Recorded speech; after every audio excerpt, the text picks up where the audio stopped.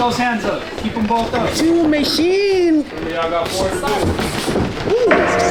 Take the hits, get knocked the air knocked out of me, make a tackle, then that's what makes me a football player. So you got a lot of people that are entrepreneurs and all this other stuff, and they won't show you the process because either they're trying to take shortcut.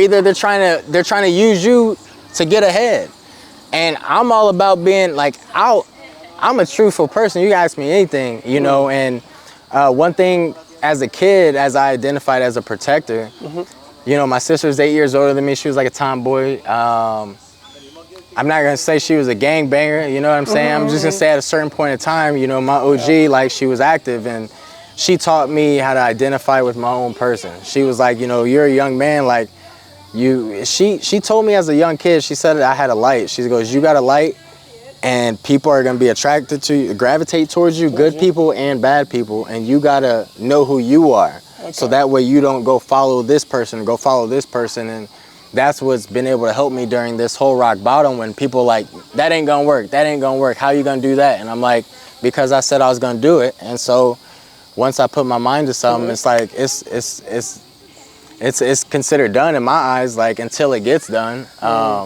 But that drive and that dedication, I never saw my mom quit. I never saw my mom give up. I never saw her. I remember sitting like this close to her, like she's on her deathbed, you know, and the doctors gave up on her, and I can't draw, bro. Like, that's one thing. I can put a lot of hours in. Eventually, I probably could learn how to draw, but the kids I used to teach will tell you, Mr. Josh cannot draw. I try to draw some wolves, man, because it's my favorite animal. Wolf? Yeah, well, no, it was wolves howling at the moon for a Halloween project. Okay. And I was like, y'all like my wolves? And they're like, those are cats, Mr. Josh. And I'm like, nah, like, they're wolves. They're like, no, it's not, those are cats. So I was like, all right, like, but my point is, you know, like, I can't draw, right, that well. So when I was little, my mom was, you know, in the hospital. The doctors had gave up on her. I had learned for the first time what power of attorney meant. So I didn't even know what these things meant. I didn't know what life insurance was. Okay. So I'm sitting here trying to figure out, how do I become that man that I need? And I ended up drawing like two boxers. One was God, one was the devil. And I drew spectators around it and everything. And it's crazy I'm in boxing now, because this Battle Strong started off with two boxers in the ring. And one was God, one was Satan, and I was telling my mom, I was like, God's fighting for you. Like, you gotta fight back. It's a good illustration, though.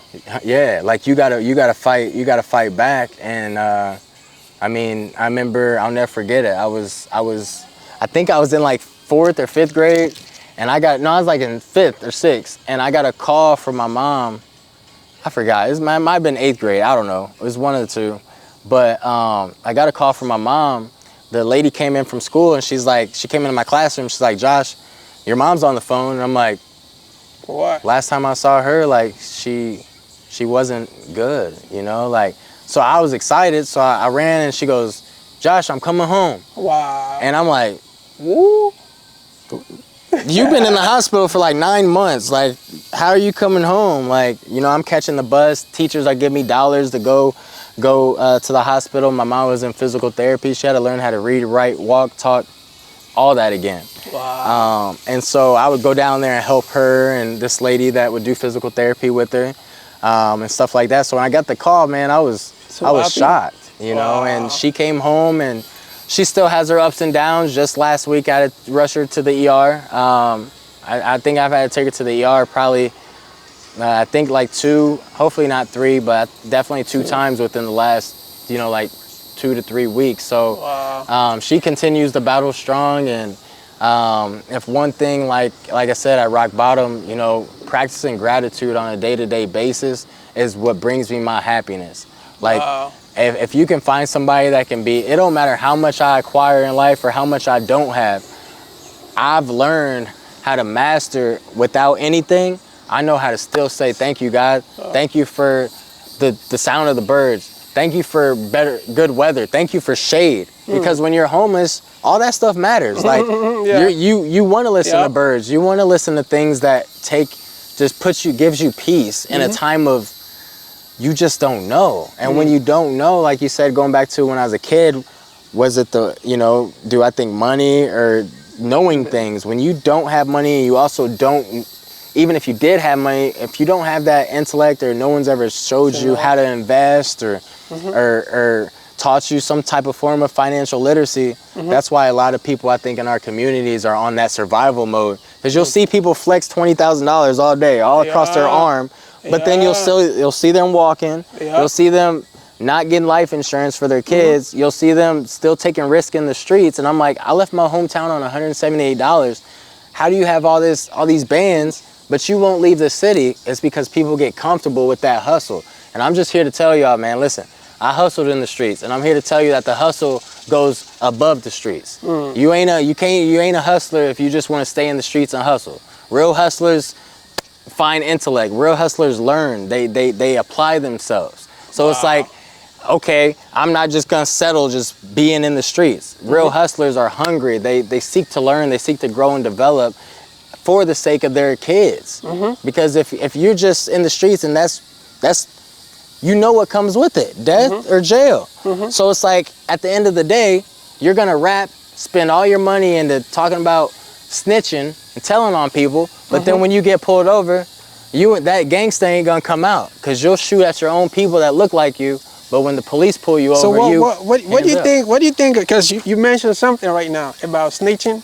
What's your whole stand on that area? Because there's these popular, you know, I don't know. I follow rappers a little bit, Gunners, was it Young Thug? Yeah, Young Thug. You know their situation?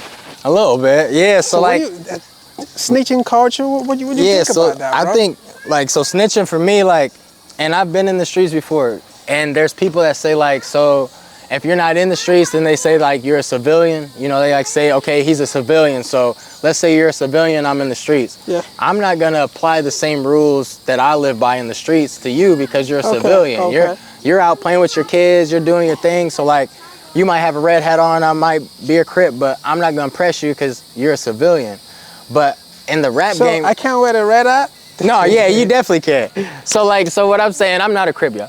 So like, what I'm saying is like, you know, it's crazy because you got people, I'm trying to remember your original question. The snitching culture. Yeah, so like, if I know I'm not gonna, just for example, if I know somebody did something, right?